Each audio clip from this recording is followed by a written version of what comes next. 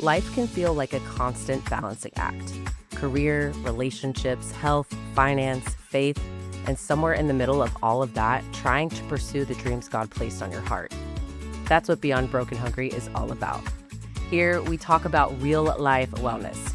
Not perfection, not extremes, but the everyday habits, mindset shifts, and faith that help us build strong, meaningful lives. Sometimes I'll be sharing conversations with wellness experts. Sometimes it will be just me reflecting on what I'm learning as a wife, entrepreneur, a woman of God, and someone trying to live well in every area of life. If you're figuring things out as you go, you're in the right place. Healthy living, real faith, full life. Welcome to Beyond Broken Hungry. Hello, everyone. Welcome to Beyond Broken Hungry. I'm Dara Carlisle, and I am here today with a guest, as promised, my last guest of the summer series, Dr. Greg Goldberger, owner of Movement Driven. How are you doing today? I'm doing well. Thanks for having me, Dara. I appreciate it. Thanks for being on the podcast. For those of you who don't know, Greg is actually one of my clients at RM, and he has his own podcast, Movement Driven Podcast, and we were just recording one of his episodes, and I kind of hit him with the, hey, want to be on my podcast And it's too? an easy yes. I'm just a planner, so she caught me off guard, but Yeah. I'm happy to be here. I genuinely am. Yeah, well, awesome. I'm happy that you're here as well. So before we kind of get into like the nitty gritty of the podcast and talking about kind of some safe transition into fall exercises and workloads and things like that, why don't you tell the audience who might not know who you are a little bit about yourself? Sure. So my name is Greg Goldberger. I am a doctor of physical therapy. I've been practicing for over 11 years. I'm originally from South Florida with my beautiful wife and our 3 beautiful kids. Well, actually, we had 1 when we moved up here. And we got 2 more once we got here. But we moved up here, I guess, just about 5 years ago now. So my wife's a nurse anesthetist down at Flagler, and I started this business in April of 22. And our business is movement driven, and basically we help people move better, as you know, plain and simple.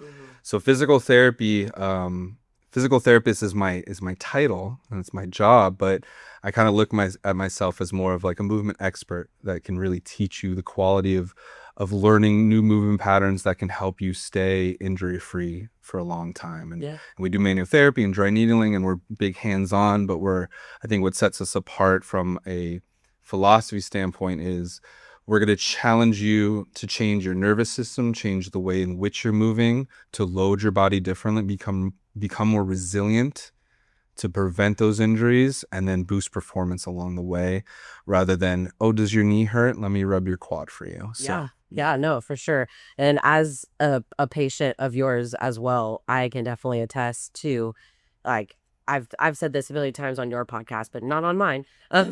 So when I came to you to work on my knee stuff, because I've had 2 knee surgeries and, you know, I just still have some hiccups with it from time to time. Yeah. And the first thing that y'all had me do was hip exercises. Right. And I was like, you heard me, right? Yeah. And it's like, right. no, we heard you do these windshield But wipers. we examined you, yeah. And that's the thing. I think most PTs now, if you're going to see even a halfway decent PT, they should be doing, you know, working on above and below the joint at fault. But I think that's what separates us even further is like that attention to detail of anybody can tell you, hey, you should be doing these 5 exercises because these will target this muscle in which you're weak in. But if they don't teach you how to do it and really go over form modification and, oh, I never felt my glute like that ever, even before injury, awesome. Congratulations. I'm so happy for you. I love what I do. Let's keep going. And so that, I think that's what allows us to really like have some sustainable long-term changes for people. So yeah. Awesome. So today I kind of want to, talk to my audience and kind of give them a little bit of whether they've got balls to the wall activities in the summer, or they kind of took summer to rest and then they're chilling, or maybe they found new hobbies and new forms of exercise in the summer that they kind of want to continue, maybe at a different scale. But before we kind of get into that, I think everybody is kind of feeling, even myself, I don't have children, but I am kind of feeling this like, you're seeing football stuff come up and only 40 days away. Give it, whatever. 21 Sundays till Christmas, I think I saw today. Jesus. Yeah, I know. I don't want to know. Can we start football first? Right. But even I am feeling this like summer to fall shift in like my own house. But for you with, 3 kids that, had no school all summer long. So it was like you kind of had to like, you're always full-time parent, but it's like full-time overload. Overtime. Well, it's different. It's just different too, because then you get at least in a routine in the fall, but then, I mean, my kids are younger, but now we have this sport or this club, or there's just so much going on. So I think just life has its phases, and it's just how you deal in and out. And I think for us at home, it's just find the routine, get into a new routine when you have these phases, and then do what you can to stay in it and enjoy each other once in a while is the hardest thing, I think, for sure. Yeah. I had a whole theme for myself this summer to take it back and, to really like, go to the beach more. Summer of Dara. Yeah, for real. And, like Doug and I were literally looking at each other a couple weeks ago, and we were like, I think it was like after the 4th of July weekend. And we were like, I think that summer took us out. Yeah. I think I tried to take it back a little too hard. So there's definitely some things that next summer I will be still doing, and some things that I maybe won't be doing. Yeah. But I have felt, obviously I know that it's been really hot, and it's just summer. It's hot every summer. But I feel it's been really hot this summer. Yeah, and I've been feeling slower. I've been feeling more tired, more sluggish. And I know that I am going to be 33 in a couple of months. So I know that age is coming to it as well. But I feel like in my wedding this year, like I feel like it was just really hard to kind of like bounce back into like this, like, well, whatever. This might be a little bit of outside my expertise, but I feel like the marriage thing too, like this is something that maybe I even struggle with, is like I have these dates or these things that you just put all of this energy into it. Yeah. And then it comes and it kind of goes, and then you're like, well, now what? Yeah. And so either you have to refocus and just continually to always have something to strive for, if that's you, if you're like me, or you have to get into routine and always stick to routine. And the second, like to what you're kind of saying, you stray away even more than like 7 days, and it's so hard. Now you've already found your new routine. Yeah, for sure. And now you have to create it to get back to the old routine. Is create a new routine. Yeah. And that's, at least from me personally, the things that I struggle with often, and not just workout routine, but everything. Yeah. So yeah, I don't know. That's I think the wedding, to give you some leeway, is a big deal. It's a big monumental milestone in your life, and it's hard to kind of get back going again sometimes. And I've been pretty good about keeping the routine for the most part. I definitely have scaled a lot. And I will say one thing that I did pick up this summer that I will definitely be continuing is, I know you have given me crap about my mobility and how I need to stretch more. I did not give her crap. I advised her on what she should do to improve her well-being. It's funny how clients take things so differently than when I see them. Yep. Maybe it was in the delivery. I might have yelled it out. I don't know. It's okay. But one thing I did do was Crunch Gym had a special for like the Peak membership with no down payment, no whatever. And so I took advantage of it, and I got a membership there. And I've been telling my husband, I've been calling it my mobility membership, because literally all I have done since getting that membership again is go there and stretch. Like I'll even go leave the gym after a workout and go there. You'll leave Graham to go there, just to stretch. And then stretch for 15 minutes. But they have they have AC. Yeah, and then they have classes that I can participate in with my membership, and have hot yoga, and then they have a new class called Hot Mobility, and it's only 30 minutes long. Nice. And when I tell you, which you could also just do outside. I could, but no, I'm just kidding. I will. I know if I have a time and a specific place to be, and for sure, that's totally different, right? But I will say I did a hot yoga class a few weeks ago for the first time, and I literally, there were times for I had to be on my back for some of the things because I just holding myself up with my arms was wild. Yeah. Being on my knee for that long was And wild. and this is somebody who is a CrossFitter. Yeah. And so we've talked about this on the Movement Driven podcast several times. I want you to love what you're doing when you move. As a physical therapist, you got to love whatever it is. If you like playing volleyball, then play volleyball. But we need to supplement it with a whole well-rounded program too. But you have to look at it through the lens of, well, I'm doing the strength training, the mobility, and the XYZ so that I can do the things that I love. Right. Whether that's running ultra marathons and Ironmans or playing catch with your son in the backyard. Yep. I don't care what it is. If you love to do it, you have to train for it. I was talking to somebody the other day. It's like, it was one of my clients. It's like, am I working out or am I training?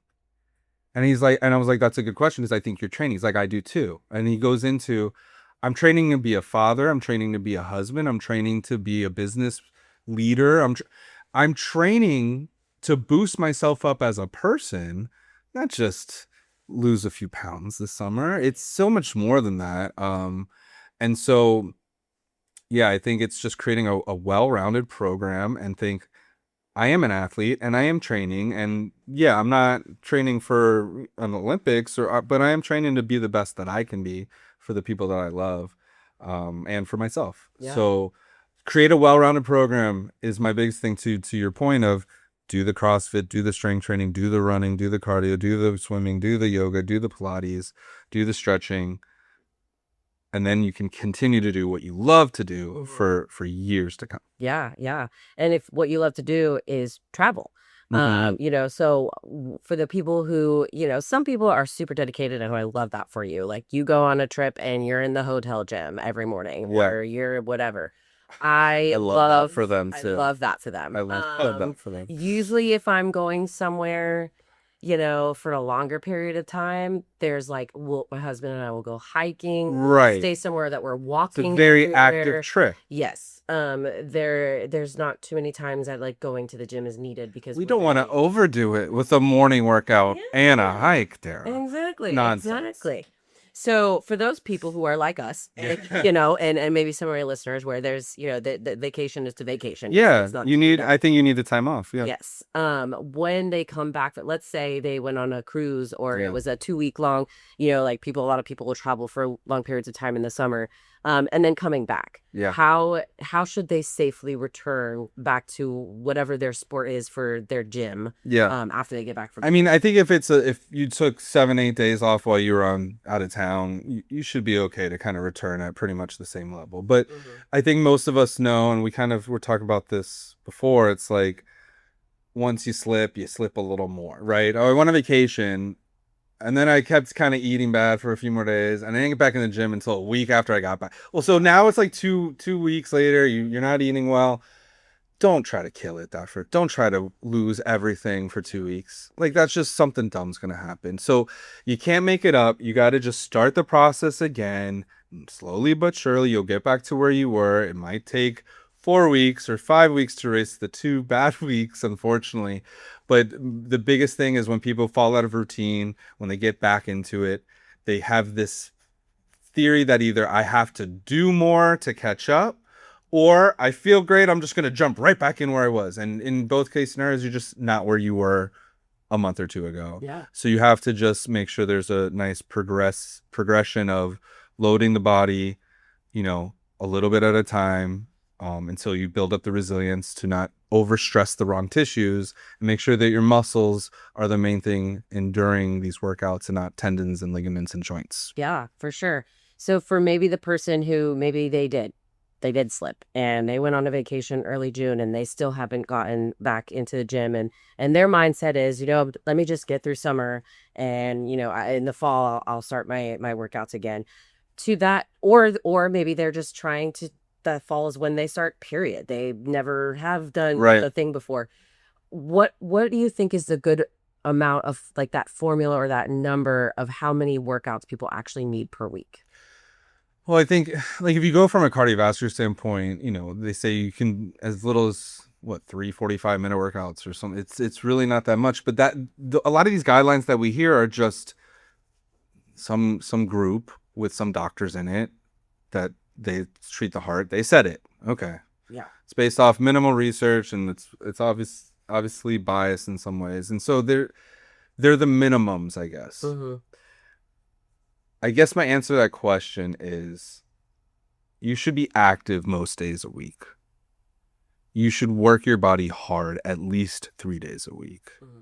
And there should be a variety of challenges. There should be strength training in addition to get my cardiovascular system going from a cardio standpoint in terms of enduring long periods of time under stress.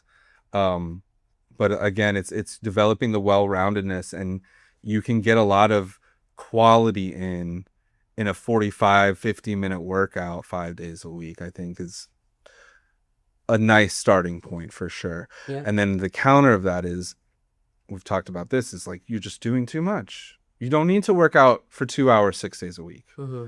I get it, you're training. We talked about that. I like that you're training. Yeah. But there's a happy medium there. And what I find a lot of people is they forget to do the rest and the active recovery part of that, which is just as important and allows you to then push more on those next workouts and not feel fatigued and burnt out and stuff like that. Yeah, well, that just kind of naturally brings me into the next, kind of questions of like, or the statements really of how recovery really does matter. Yeah. More than people think. Yeah. I personally have, with my PCOS and things like that, one of the things I struggle with really bad is insomnia. Mm-hmm. And I have to, even though I really don't like taking medication, but I have to take something that helps me sleep. Mm-hmm. Or I will literally be tossing and turning until like 2 a.m. before I finally go to sleep. Mm-hmm. And the moment that I kind of got over the fact that I just didn't want to be on medication anymore, and I finally just gave it a go, the way that my body has been able to recover has been like tenfold.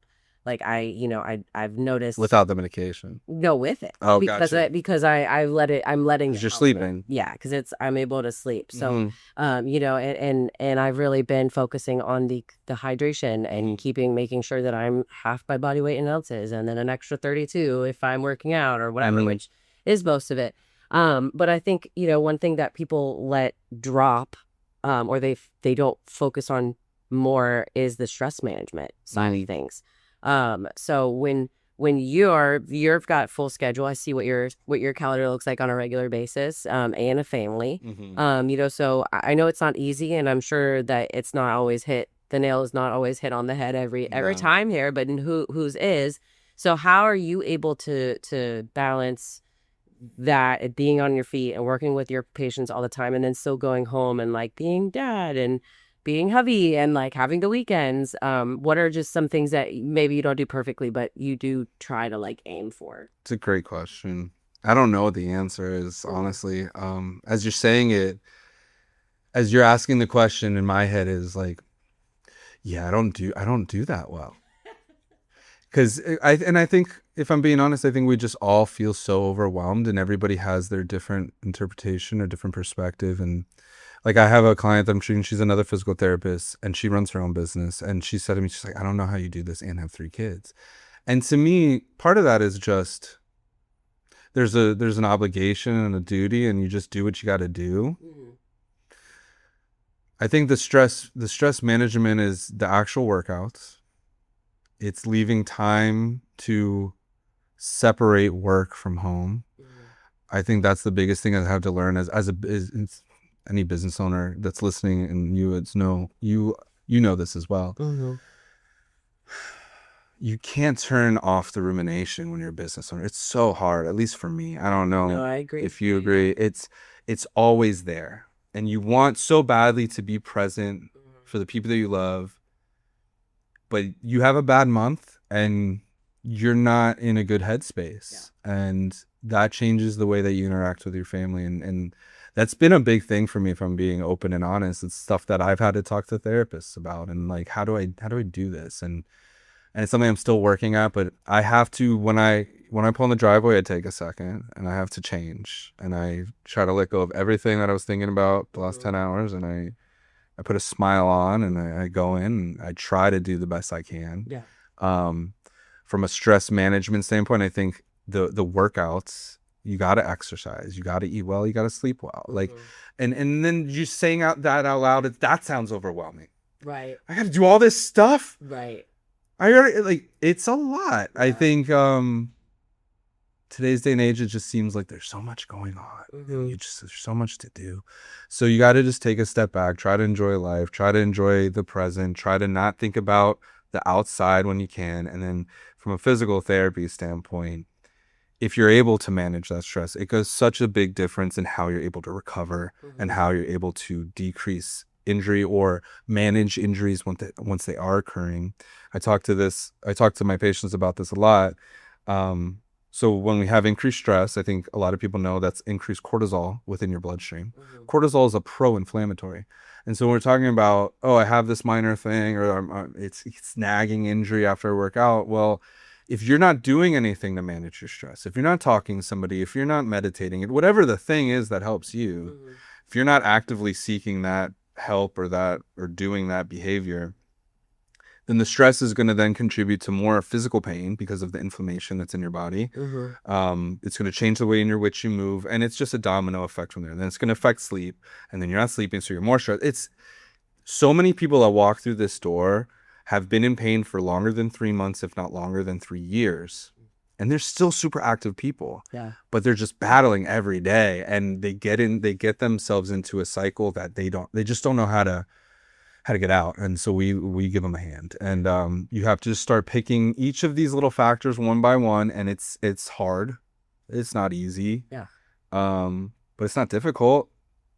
Like, you know what you need to do. Especially like you said, like it's hard, but it's not difficult. I don't know if that makes sense. Like hard, like habit stacking is, right. was really, you have to work for it. Yes. You start with one thing and you maybe just do that one thing for a week. And then the next week maybe you need 2 weeks to have that one thing, but it takes time, and then consistency. You add the other one. And this is what I'm always preaching to patients, and I need to preach this to myself too. When we're rehabbing from an injury, if you've been moving a certain way for 30 years, it's going to take a few months. We gotta build habits. We gotta change the way in which you're recruiting musculature, change the way in which you're loading your system in your squats or in your activity. And so all of it is just, can we pick out all of these different factors in our life one piece at a time and give ourselves some grace? Yeah, for sure. So just, to kind of wrap up a little bit here, if someone listening wanted to do just 3 things over the next month to prepare their body for fall, whatever that looks like, what would you tell them? I want to give a better answer besides like just the stuff that ChatGPT tells you. Like, we know we should walk. We know we should stop looking at a screen 2 hours before bed, but you can't do it all, right? I'm going to stick to the physical therapy side of things. Improve your warm up. Nobody's warming up well. Get your cardiovascular system warmed up, then get a ballistic dynamic stretch in, and then prime your muscles, i.e., get the little stabilizers in the rotator cuff and the core and the glutes and all these little muscles that do a lot. You need to get those to turn on before you go do rigorous exercise. That's my first one, is warm up better. 2, I think it's what we were talking about today. Dynamic, comprehensive, diverse workout routines. If you're a runner, get in a gym and strength train. If you're a CrossFitter, go to a yoga class. If you're a golfer, work out sometime. Come on, guys. Like, my golfers don't do anything but golf. Like, at least do a push cart. Let's go, guys. Like, just be more comprehensive and explore different things that you love, whether it's, let me try a Pilates class, let me try one in a hot yoga. Like, always be doing that stuff, and you might find, oh, I love this too. Let me add this to my routine. And then my third one is call me. If you have any little thing, we offer 15-minute. I don't say this conceitedly, but like, I'm in your area. If you're listening, if you're local in Jax especially, but even if you're not, telehealth, call us. 15 minutes, free of charge. Ask me anything you want. The stuff that you're itching to ask a doctor, the stuff that you're ChatGPTing and using Claude for, let me give you an expert answer. I've seen it in, like, that's textbook stuff. I use it too, but like, don't use it for that. Ask me those questions and let's have a real conversation. But those would be my 3 things. Yeah, awesome. Well, thanks so much, Dr. Gray, for being on the podcast. Appreciate Of your course. time. Thanks for having me. You also obviously just mentioned someone if they're having these things that you want to take away to book a discovery call with you. So how can they find you, follow you, and then just be help get all the knowledge they need and maybe even become a patient? For sure. You can follow us at movement.driven on social media. You can also just go to our website, movementdriven.com. And right there on the front page, you can schedule a discovery call. It goes right to my schedule, pick a 15-minute time slot, and I will talk to you then. Yeah, absolutely. Awesome. Well, thanks so much for being on the podcast. Appreciate your time. Thank you. And until next time, friends, you got this.